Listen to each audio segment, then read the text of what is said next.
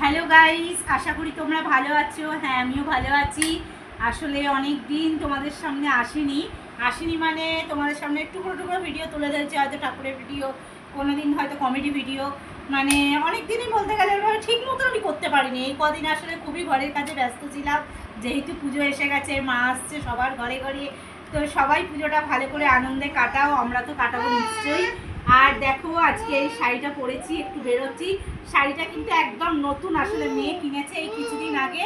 একটা স্কুলে প্রোগ্রাম ছিল, সেই উদ্দেশ্যে ওর আবৃত্তি প্রোগ্রামের জন্য লেগেছিল। তো একদম নতুন, বুঝতেই পারছো, তাই আজকে এই শাড়িটা আমি পরলাম। আর এই যে মেয়ের ড্রেস, বর্মি রেডি হয়ে গেছে। তো এতদিন সত্যি কথা আমাদের প্রথমা দ্বিতীয়া থেকেই ঠাকুর দেখা হয়, বেরোতে পারিনি কারণ কেনাকাটা নিয়েই ব্যস্ত ছিলাম এই কদিন। তোমাদের দাদাভাইও প্রচণ্ড কাজের চাপে ব্যস্ত ছিল, সময় দিতে পারিনি, যার জন্য কেনাকাটায় ব্যস্ত ছিলাম। এই কদিন প্রথমা দ্বিতীয়া থেকে বেরোনো হয়নি।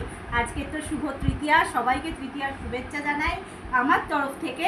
তো দেখা যাক কোথায় যেতে পারি ঠাকুর দেখতে। অবশ্যই তোমরা তো সঙ্গে থাকবেই, মিনি ব্লগের মাধ্যমে তোমাদের সামনে তুলে ধরার চেষ্টা করব।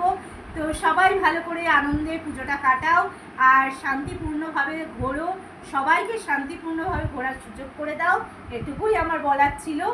আর আজ থেকে হয়তো টুকটুক করে কিছু ভিডিও দেব, দেখতে থাকো। ভালো লাগলে অবশ্যই লাইক শেয়ার কমেন্ট করো।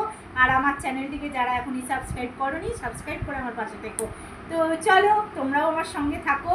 আর পুজো অবধি এরকম টুকরো ভিডিওই পাবে, পুজোটা কাটুক। আশা করি আগের মতন কমেডি ভিডিও যেরকম তোমরা দেখতে পেতে সেরকমই পাবে। তো ততক্ষণ আমার সঙ্গে থাকতে হবে। টাটা।